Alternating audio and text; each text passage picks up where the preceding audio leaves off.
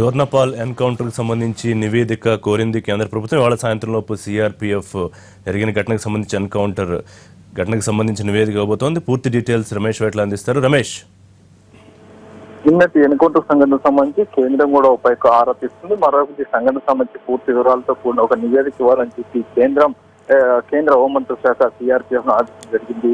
ఇవాళ సాయంత్రంలోగా సిఆర్పీఎఫ్ ఒక నివేదికను తయారు చేసి అటు కేంద్రానికి ఇవ్వబోతుంది. ప్రధానంగా అక్కడ ఏం జరిగింది, ఎలా జరిగింది, మావోయిస్టులు ఎలా దాడి చేశారు, ఏ విధంగా కూపింగ్ చేస్తున్న టైంలో ఏ విధంగా దాడి చేశారు, అక్కడ ఉన్న పరిస్థితులు ఏంటి, వీటన్నిటి మీద సమగ్రంగా ఒక నివేదికను తయారు చేసి సిఆర్పీఎఫ్ బలగాలు సిఆర్పీఎఫ్ శాఖ అయితే కేంద్ర హోంమంత్రి శాఖకు ఒక నివేదిక ఇవ్వబోతుంది. ప్రధానంగా చూసినట్లయితే ఇక్కడ ఏదైతే అక్కడ అప్రమత్తంగా లేకపోవడంతో సిఆర్పీఎఫ్ బలగాలు అప్రమత్తంగా లేకపోవడంతో దాడి చేసినట్టు ప్రధానంగా సిఆర్పీఎఫ్ వర్గాల నుంచి మనం వస్తున్న సమాచారం. మరో చూసినట్లయితే ఇలాంటి సంఘటనలు గతంలో కూడా జరిగినప్పుడు ఇదే ప్రాంతంలో 71 మంది భద్రతా బలగాలను కూడా ఇదే తరహాలో అక్కడ కోల్పోవడం జరిగింది. అయితే అప్పటికి ఇప్పటికున్న తేడా ఏంటి, తర్వాత అక్కడ ఉన్న పరిస్థితులు ఏంటి, అక్కడ ప్రధానంగా చూసినట్లయితే అక్కడ పలు అభివృద్ధి కార్యక్రమాలు జరుగుతున్నాయి. వీటికి ఎప్పటికప్పుడు మావోయిస్టులు ఆటంకం కలిగిస్తున్నారు.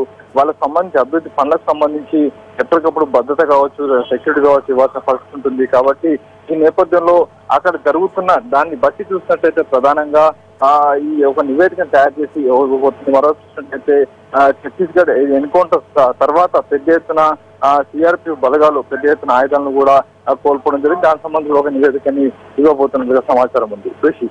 Ramesh, thank you.